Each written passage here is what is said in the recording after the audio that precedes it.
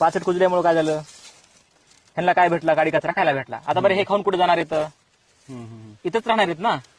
हे काही जण लोकांच्या इथं जाणार आहेत का, म्हणजे ह्यांचा कुजलेला खत मेल्यानंतर ह्यालाच भेटणार आहे, झाडालाच भेटणार आहे. पण आपण काय करतो की विनाकारण जमिनीमधला सेंद्रिय कर्ब कमी झालेला आहे. जमिनीमध्ये सेंद्रिय कर्ब झाला म्हणजे ह्यांना काडी कचरा भेटणार. बरं, तुम्ही जे बकेट आणून टाकायला, तुम्ही जे बाजारातलं ऑर्गॅनिक कार्बन आहेत त्यांच्यासाठी पुरेसं आहे का?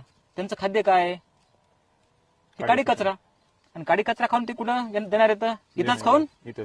पण ज्या दिवशी काडी कचरा भेटणार नाही, मग ते काय करणार, बाहेर म्हणजे तुमच्या पिकाला धोका करणार. मग तुम्ही बाजारातून किती जरी सेंद्रिय कर्ब वाढवला किंवा काय वाढणार, जोपर्यंत काडी कचरा नाही ठेवणार. आणि सगळ्यात मोठं काय की ऊसाचे जे कांडरे आहेत ना खालचे, ज्यावेळेस लोक त्याला पेटून देतात किंवा त्याला फेकून देतात घराच्या शेताच्या बाहेर, ते सगळ्यात मोठं सोनं आहे. हे जे कांडर असतात त्यांचे कोणी कसं आहे माहिती का, म्हणजे हे टाईप मध्ये का, हे सगळ्यात सोनं आहे. हे सोनं आपण बाहेर फेकून देतो, म्हणजे घरचं सोनं फेकून द्यायचं आणि बाहेरून जाऊन पितळ आणायचं. सोनं सुद्धा नाही आणायचं.